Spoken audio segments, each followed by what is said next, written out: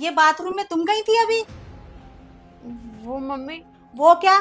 अरे तुम्हें इतनी तमीज नहीं है कि बाथरूम से बाहर आने से पहले फ्लश करते हैं? इतना गंदा कर रखा है बाथरूम कि अंदर जाते में उल्टी हो जाए। मम्मी मैं काफी देर से बाथरूम गई तक नहीं हूँ। तुम नहीं गई तो फिर कौन गया? मैं गया था मम्मी, और फ्लश भी करा तो था, शायद पानी की वजह से। कोई बात नहीं बेटा, हो जाता है कभी कभी। पानी ही कम आया होगा कम बोर्ड से। तू आराम से बैठ, मैंने अच्छे से फ्लश कर दिया है।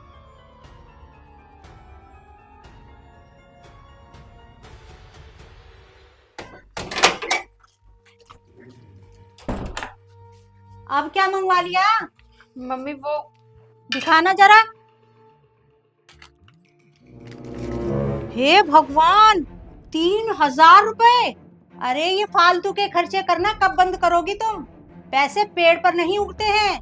ये बात तुम्हें कब समझ में आएगी? मेरा बेटा दिन रात मेहनत करके 1-1 रुपया कमाता है और तुम आए दिन 3-3 हजार रुपए के कपड़े मंगवाती हो। मम्मी इसमें कपड़े नहीं, ट्रिमर है। और ये मेरा नहीं, आपके बेटे का है। अच्छा, तो क्या हो गया? दिन रात मेहनत करता है, अपने लिए 2-3 हजार का सामान तो मंगा ही सकता है।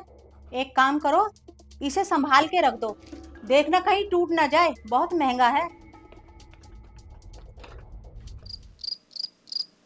मुझे आपसे कुछ बात करनी है। हाँ बताओ। आपको नहीं लगता कि मम्मी हर वक्त मुझे जलील करने का बहाना ढूंढती रहती है? नहीं, ऐसा तो कुछ भी नहीं है।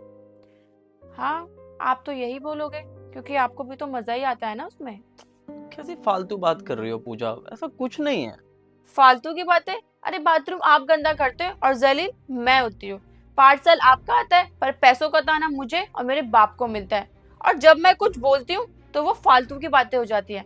अरे हर समय आपकी मम्मी मुझ में और आप में भेदभाव करती है, तभी तो बात जब मुझ पर आती है तो मुझे जलील करा जाता है और आपके बारे में आपको कुछ नहीं बोला जाता।